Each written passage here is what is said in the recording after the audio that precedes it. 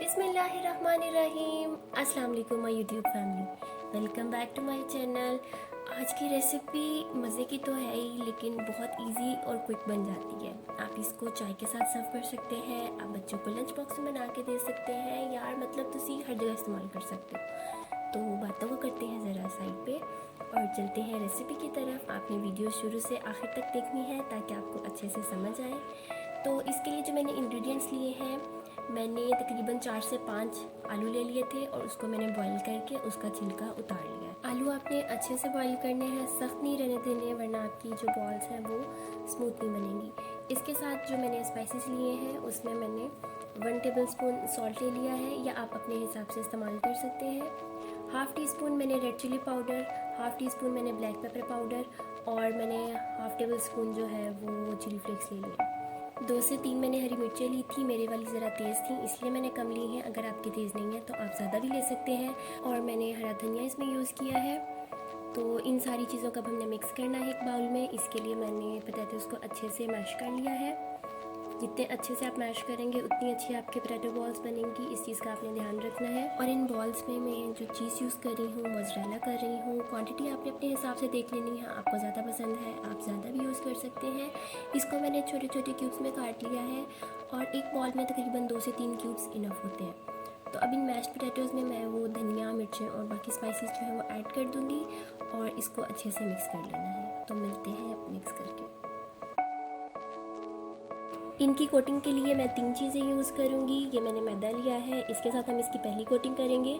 दूसरी कोटिंग के लिए अंडा यूज़ करेंगे और तीसरी कोटिंग के लिए हम ब्रेड क्रम्स यूज़ करेंगे। ब्रेड क्रम्स 2-3 तरीके से बन जाते हैं। आपको इसकी रेसिपी भी चाहिए हुई तो मुझे ज़रूर बताइएगा कमेंट्स में, मैं वो भी आपके साथ शेयर कर दूँगी। तो यहाँ पर मैंने बॉल्स बनाने के लिए पोटैटो का मिक्सचर अपने हाथ पर ले लिया है थोड़ा सा, और इसको अपने हाथों से सेट करके तो इसके बीच में थोड़ी सी स्पेस बना लेनी है जहाँ पे हमने चीज़ क्यूब्स रखने हैं। क्वांटिटी आप पे डिपेंड करती है, आप मोज़रेला की जगह कोई और चीज़ यूज़ करना चाहते हैं तो आप यूज़ कर सकते हैं, कोई कंपल्शन नहीं है।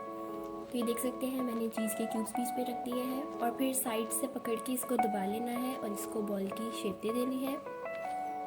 इसी तरह से बाकी सारी बॉल्स भी आपने बना के रख लेनी है।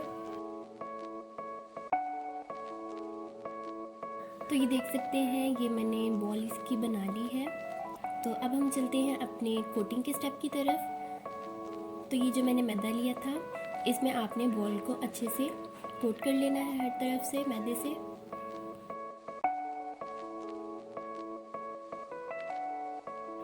मैदे की कोटिंग के बाद जब ये अच्छे से हो जाए उसके बाद सेकंड कोटिंग अंडे की थी।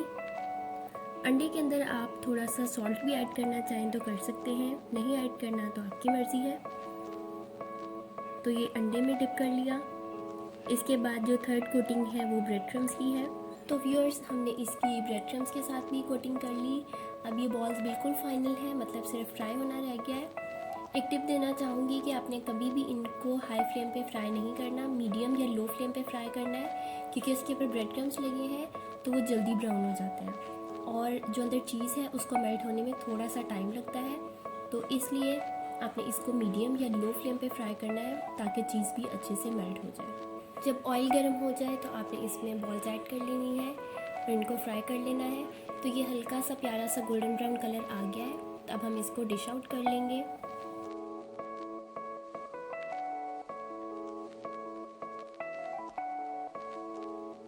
तो व्यूअर्स ये थी छोटी सी इजी सी क्विक सी रेसिपी। उम्मीद है आपको अच्छी लगी होगी, आप भी ट्राई करें, बच्चों को ज़रूर लंच बॉक्स में बना के दीजिएगा। और इनका कलर देखें कितना खूबसूरत ब्राउन सा आ गया है। इससे ज़्यादा डार्क ब्राउन कलर आपने नहीं करना क्योंकि वो अच्छा नहीं लगता। और जो इसमें चीज़ थी वो भी बहुत अच्छे से मेल्ट हो गई थी। तो ये देख सकते हैं ये कितनी मज़े की चीज़ इसमें मेल्ट हुई है।